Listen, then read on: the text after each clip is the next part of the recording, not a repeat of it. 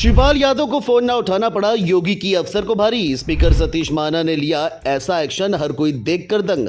मांगनी पड़ी डीएम को माफी। एक नहीं करीब 20 बार अलग अलग नंबरों से किया था शिवपाल यादव ने कॉल। डीएम साहिबा ने न फोन उठाया न ही पलट कर किया फोन। अब हुआ ऐसा हाल। सपा महासचिव शिवपाल यादव का यूपी की राजनीति में कितना बड़ा नाम है, ये बात किसी से छिपी नहीं है। मुलायम सरकार के कद्दावर मंत्री, समाजवादी राजनीति का बड़ा चेहरा और प्रदेश के नौकरशाही पर गहरी पकड़ रखने वाले नेता के तौर पर उनकी पहचान हमेशा से एक अलग ही रही है। एक समय था जब उनके फोन मात्र से बड़े बड़े अधिकारी कुछ भी काम के लिए तैयार रहते थे, लेकिन समय का पहिया घूमता है और राजनीति की परिस्थितियां बदल जाती हैं।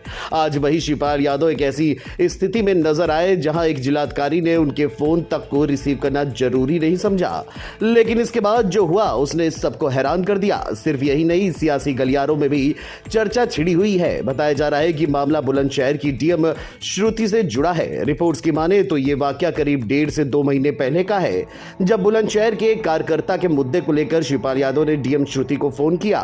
उम्मीद थी कि तत्काल कॉल रिसीव होगी और समाधान निकलेगा, लेकिन हैरानी की बात तो ये रही कि डीएम ने फोन उठाना तो दो, कॉल बैक करने की भी जहमत नहीं उठाई। यही नहीं, शिवपाल और उसके करीबियों ने बार बार कॉल किया, कभी डीएम के सीयूजी नंबर पर, कभी लैंडलाइन पर, तो कभी उनके पीए के फोन पर। सूत्रों के मुताबिक करीब 30 कॉल अलग अलग नंबरों से किए गए, लेकिन कॉल को नहीं रिसीव किया गया। बताया जाता है कि शिवपाल यादव जैसे नेता के साथ इस तरह का व्यवहार होना नाराजगी का कारण बना और मानसून सत्र के दौरान उन्होंने विधानसभा में इसकी शिकायत स्पीकर सतीश महाना से कर दी। मामला सदन तक पहुंचा तो वहां भी हलचल मच गई।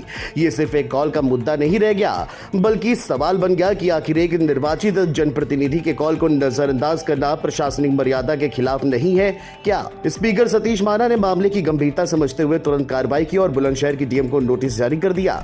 नोटिस में स्पष्ट कहा गया कि विधायक का फोन न उठाया और इतनी बार कॉल के बावजूद कोई प्रतिक्रिया न देना अधिकारियों के आचरण पर गंभीर सवाल खड़े करता है। नोटिस के बाद हालात ऐसे बने कि बुलंदशहर की डीएम श्रुति को खुद शिवपाल यादव को फोन करना पड़ा। सूत्रों का कहना है कि उन्होंने न सिर्फ फोन रिसीव किया बल्कि मामले पर सफाई भी दी और कहा कि तकनीकी कारणों से कॉल उस वक्त अटेंड नहीं हो पाया। साथ ही उन्होंने माफी भी मांगी। इस पर शिवपाल यादव के करीबियों ने कहा कि नेताजी ने फोन किसी निजी काम के लिए नहीं बल्कि एक कार्यकर्ता के हक की लड़ाई के लिए किया था, लेकिन अफसर का रवैया ऐसा था मानो उसे किसी निर्वाचित प्रतिनिधि से संवाद करने की जरूरत ही ना हो। 20 कॉल के बावजूद कोई प्रतिक्रिया न देना अफसरशाही की मनमर्जी का उदाहरण है।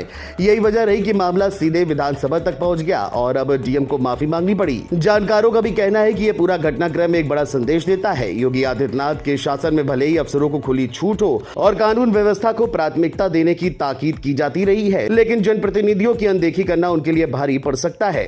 इस घटना के बाद ये साफ हो गया कि चाहे कोई भी अफसर हो, उसे जनता के चुने हुए प्रतिनिधियों की बात सुननी होगी।